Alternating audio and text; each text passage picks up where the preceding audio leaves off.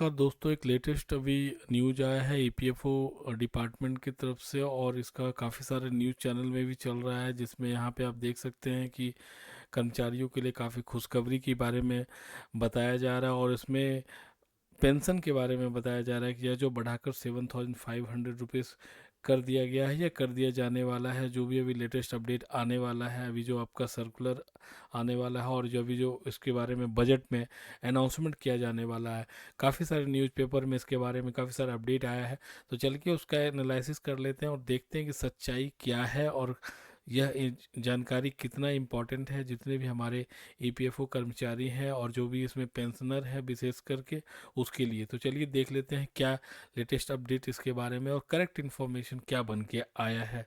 तो देखती है, शुरू से अंत तक बने रहिएगा। यहाँ पे देखिए, सबसे पहले मैं हिंदुस्तान टाइम्स में आ गया हूँ, जहाँ पे देख सकते हैं मिनिमम पेंशन हाइक के बारे में बताया जा रहा है और यह 7,500 रुपीज़ के बारे में बताया जा रहा है। और जो बताया जा रहा है कि यूनियन बजट 2025 के रिपोर्ट में इसका अनाउंसमेंट किया जाने वाला है। इसमें यह भी बताया गया है कि हमारा जो ईपीएस 95 का जो पेंशनर्स का डेलीगेशन है वह जो है फाइनेंस मिनिस्टर निर्मला सीतारमन से 10 जनवरी 2025 को ऑलरेडी इसके बारे में मीटिंग कर चुके हैं।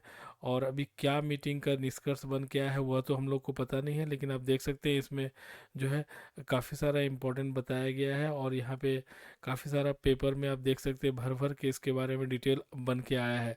और भी जो भी अलग अलग न्यूज़ चैनल है, जैसे आप देख सकते हैं यहाँ पे, अगर आप यहाँ पे देख सकते हैं इंडिया टुडे का न्यूज़ चैनल में भी इस प्रकार से यह बन के आया है कि यह प्रोबेबिलिटी है कि बजट में यह अनाउंसमेंट कर दिया जाएगा और काफ़ी समय से इसके बारे में मांग किया जा रहा है।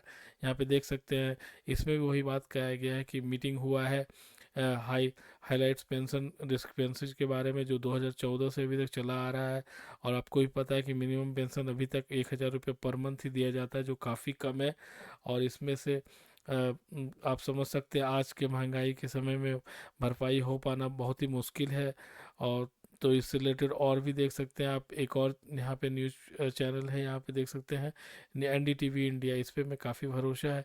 तो यह उन्होंने भी यही बात किया है कि करोड़ों ईपीएफओ कर्मचारियों के लिए खुशखबरी के बारे में बताया गया हो। इसमें रिपोर्ट में बढ़ाने की कर सकती है घोषणा, मतलब ऑलमोस्ट आप समझ सकते हैं कि बातचीत हो गया, कहीं ना कहीं से न्यूज आया है तभी न्यूज़पेपर में यह बातें आई है कि यह जो 1,000 से बढ़ाकर 7,500 रुपये प्रति माह किया जाएगा, यानी मतलब मिनिमम आपको 7,500 मिलेगी। आप देख सकते हैं यहाँ पे भी इसके बारे में आम बजट 1 फरवरी को आने वाला है, जिसमें आप देख सकते हैं यह जो 1,000 से बढ़ाकर 7,500 रुपये कर दिया जाएगा। और आपको भी पता है कि यह जो है 2014 से ही इसके बारे में से ही न्यूनतम पेंशन जो है प्रति माह 1,000 रुपये प्रति माह है और लंबे समय से पेंशन को बढ़ाकर साथ मांग की जा रही है। आप देख सकते हैं ये सारा न्यूज़ यहाँ पे दिया हुआ है।